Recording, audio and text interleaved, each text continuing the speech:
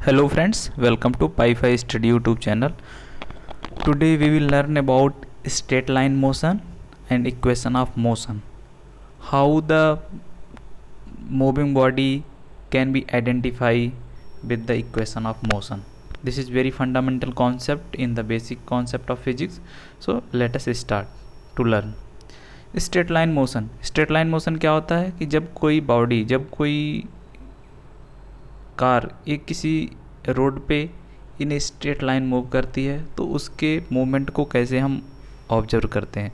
How we can analyse which kind of phenomena is happening with that moving body. तो जो straight line motion होता है उसमें 4 type के इक्वेशन होते हैं. First equation of motion, second equation of motion, third equation of motion and fourth equation of motion. So if we will talk about the first equation of motion, तो उसमें क्या होता है कि जब कोई बॉडी मूव करता है तो हम एज्यूम करते हैं एक्सेलरेशन यहाँ पे कांस्टेंट है. तो if acceleration is constant, so acceleration को क्या लिख सकते हैं, a equal to dv/dt. So dv equal to a into dt. अब दोनों साइड का इंटीग्रेशन ले लेंगे.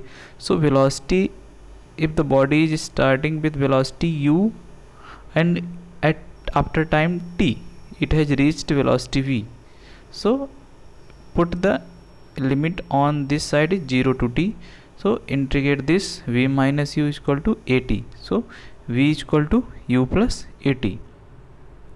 आपको यहाँ से मिल गया v equal to u plus at. This is equation of first equation of motion. अब यहाँ पे क्या है, अगर कोई एक बॉल है, यहाँ पे एक्सेलरेशन कांस्टेंट है, t इक्वल टू 0 पे आपने इसको किया और यहाँ पहुँच गया और यस डिस्टेंस ट्रेवल किया. डिस्टेंस कितना ट्रेवल किया, यस. सो जो एक्सेलरेशन वेक्टर हुआ, बिकॉज यह बॉडी जो है, ये बॉल जो है यहाँ से इसी डायरेक्शन में जा रही है. यहाँ पे डायरेक्शन डिफाइन है, तो in vector notation we can write a vector a equal to v minus u by t. तो v इक्वल टू यहाँ पे u plus a t. So either this way or in this way you will reached v vector equal to u plus a t. So अब velocity, अगर relative velocity हमें पता है तो इसको रिलेटिव फॉर्म में लिख सकते हैं, v relative equal to u relative plus a relative into t. तो जो असम्पशंस होते हैं फर्स्ट लॉ ऑफ मोशन में, फर्स्ट इक्वेशन ऑफ मोशन में, वो क्या होते हैं, एक्सेलरेशन कांस्टेंट होना चाहिए और velocity is directly proportional to time. So if these two kind of assumptions are holds, then we can apply the first equation of motion in a respective problem. Now एक equation है, find the speed after 2 second. एक कोई यहाँ पे body है जिसका wait 2 kg है. अब ये बॉडी इधर 3 मीटर पर सेकेंड से जा रहा है और इस पर जो इधर फोर्स लग रहा है कितना लग रहा है, 4 न्यूटन का लग रहा है. तो हमें निकालना है कि स्पीड आफ्टर 2 सेकेंड. 2 सेकेंड के बाद ये स्पीड 3 से बढ़ के कितनी हो जाएगी. So as we know from the Newton second law, F equal to m a. So a equal to F by m. तो F by 4/2 equal to 2 metre पर सेकेंड स्क्वायर का एक्सेलरेशन मिल गया. Now body is moving in this direction, so velocity v equal to u plus a t. So u भी a भी आपका vector है. So the velocity and acceleration vector is always normal to each other. तो इधर का हमें acceleration मिल गया, इधर की वेलोसिटी मिल गई. सो 3i प्लस इधर का एक्सेलरेशन कितना है, 2j इंटू 2 से टाइम से मल्टीप्लाई हुआ तो 4j हो गया. तो वेलोसिटी कितनी हो गई, 5 मीटर पर second. Because in terms of magnitude we will take the magnitude of this vector. In vector part we have taught you in explanation manner how you can take the mod. So mod is how you take the resultant. Resultant is nothing but the root over square of 3 square plus 4 square is equal to 5 square in this case. Now if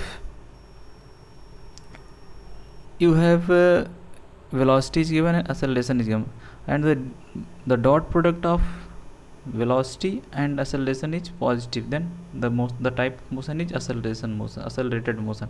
If this is negative, then it is retarded motion. Now we will understand some graphical representation. if कोई यहाँ पे एक car है, वो उसकी जो initial velocity 0 है but वो कांस्टेंट एक्सेलरेशन से स्टार्ट होती है चलना. तो उसको प्लॉट कैसे करेंगे, v और t प्लॉट में ये जो स्लोप क्या रिप्रेजेंट करता है, वेलोसिटी एक्सेलरेशन रिप्रेजेंट करता है.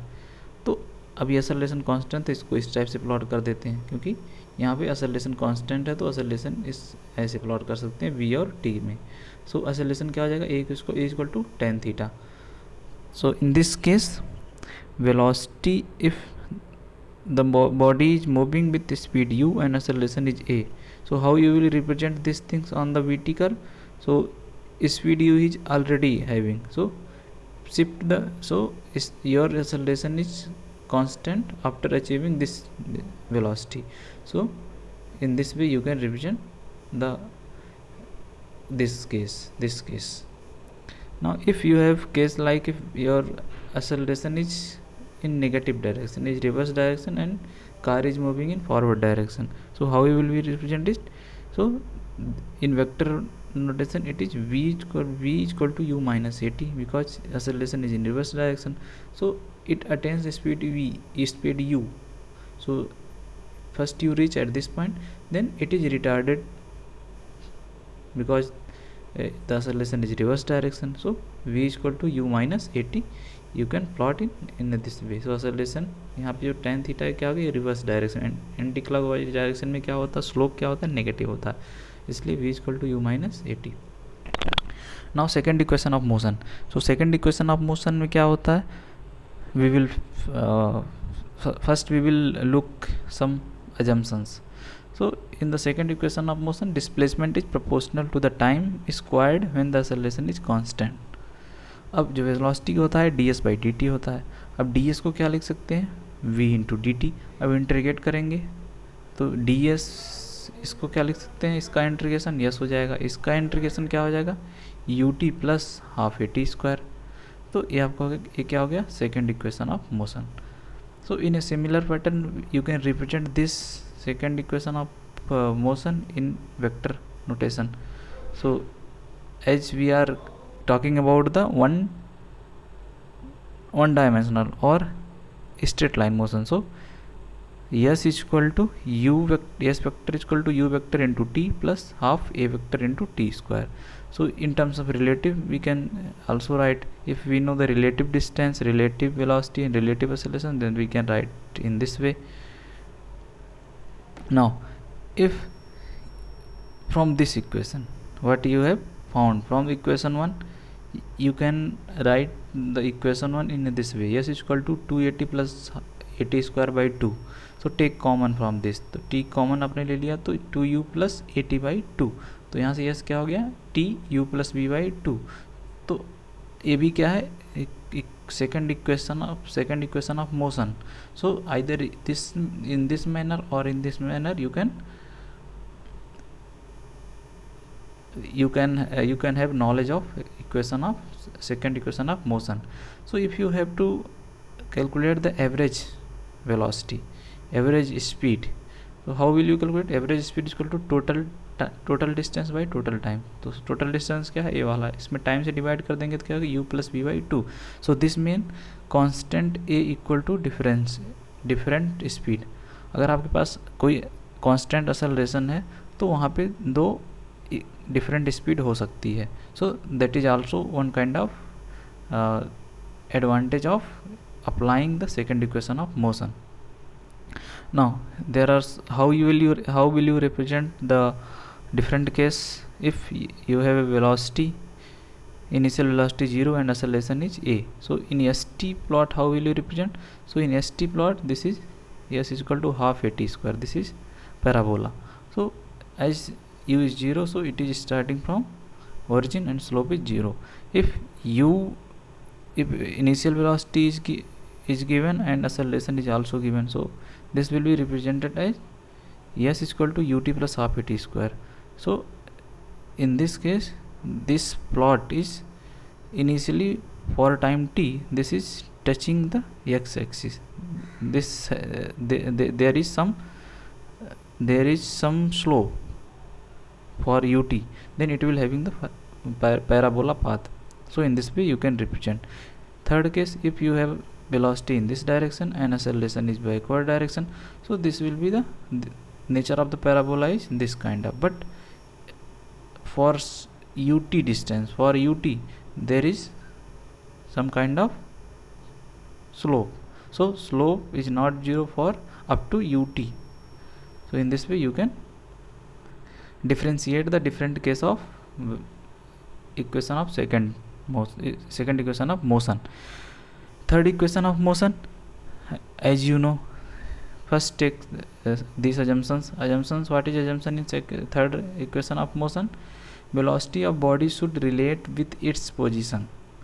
So in third equation of motion, velocity of body should relate its position. This is very important, you have to know this. So acceleration is dv by dt, you know. So dv by dt, so divide ds, multiply numerator and denominator by d S. यहाँ पे numerator और denominator में D S से multiply करना है. Multiply करने के बाद d s by d t एक जगह लिख लीजिए और d v by d s एक जगह लिखना है. Now d s by d t is velocity and d v by d s is it is as same. Now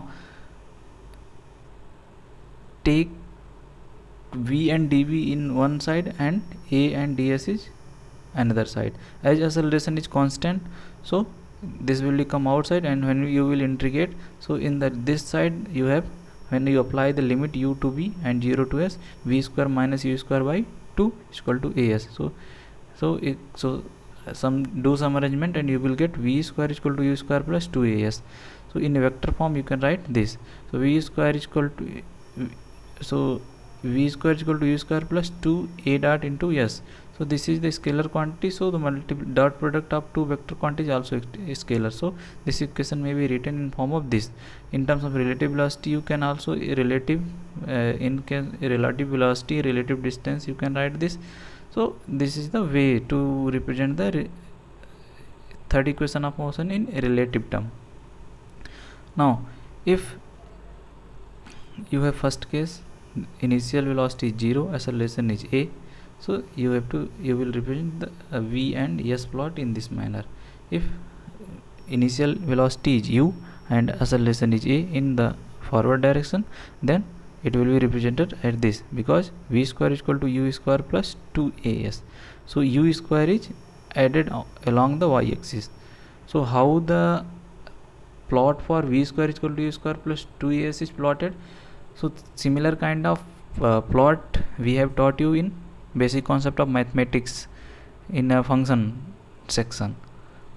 So you can refer to those for learning the plot, because plotting a function is a very important in every case. Either you learn mathematics, physics, or anything you are going to learn, you need to plot, you need to have better understanding for plotting the function. Now third case, if velocity is in this direction and acceleration is in this direction, so it is kind of retarded motion. So in retarded motion, your v in vs plot, your nature will be the just in this way. As you are going to forward direction, your velocity is decreasing. As your distance is increasing, your velocity is decreasing parabolically.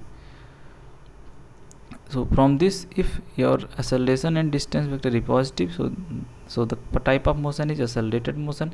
If the dot product of acceleration and displacement is negative, then it is kind of retarded motion.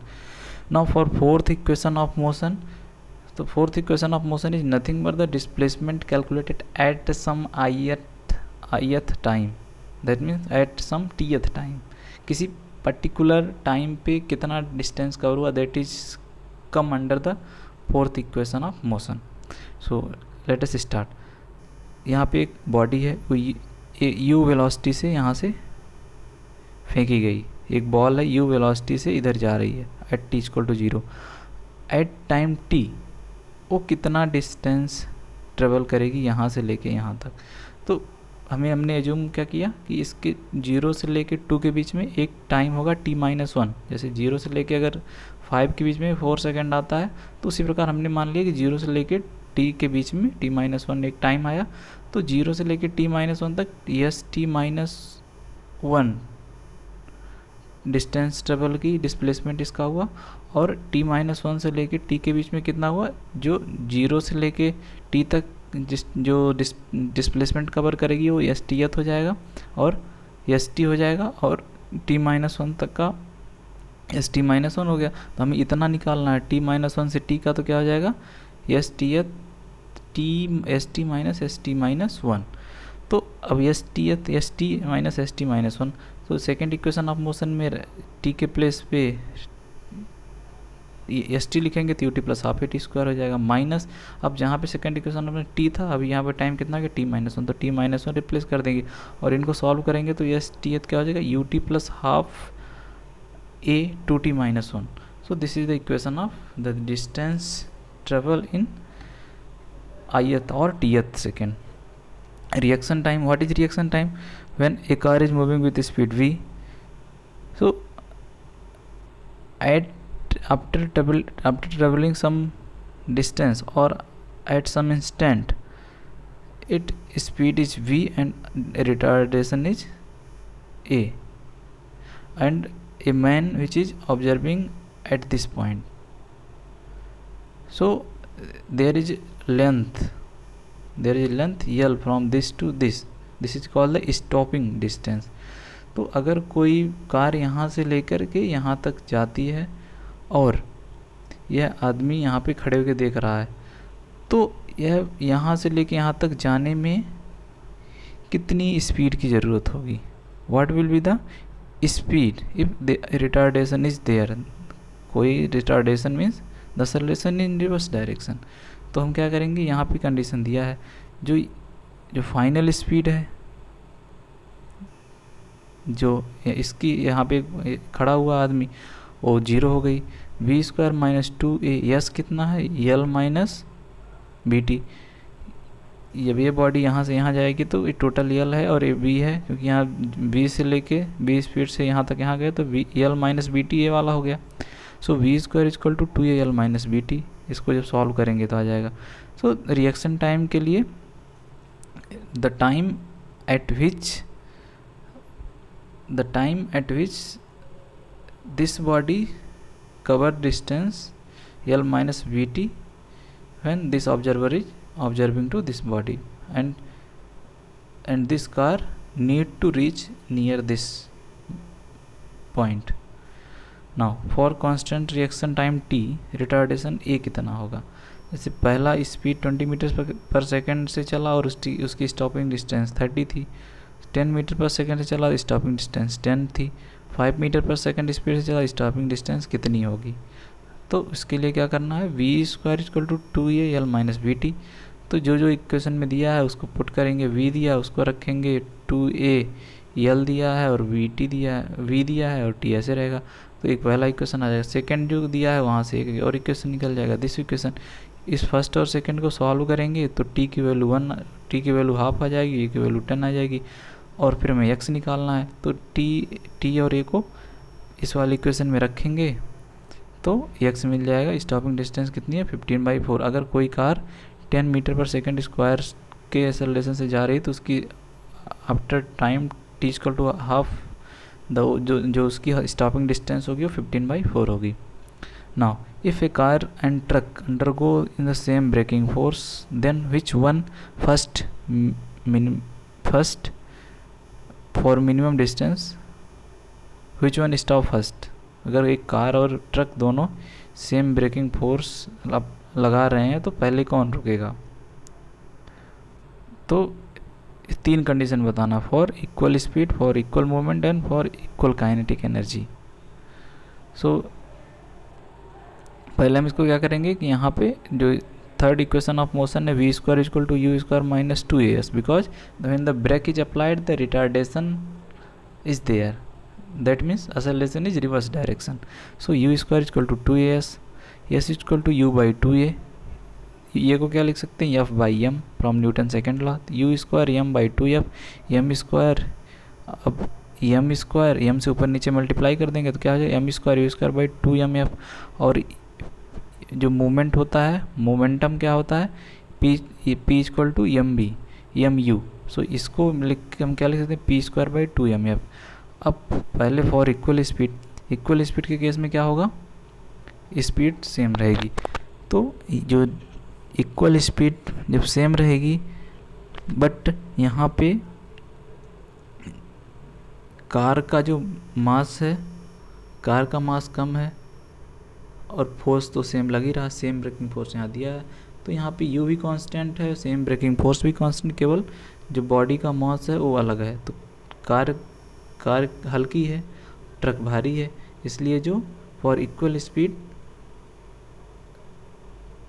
पहले कौन रुकेगा, stopping distance सबसे पहले कौन रुकेगा, car रुकेगा, क्योंकि यहाँ पे डिस्टेंस डिपेंड कर रहा है एम पे। फॉर इक्वल मूवमेंट, अगर इक्वल मूवमेंट के केस में p²/2m है तो s inversely proportional to m. अगर इक्वल मूवमेंट लगाया गया तो पहले ट्रक कम डिस्टेंस तय करेगा, कार ज़्यादा। For equal energy s equal to kinetic energy by 2f।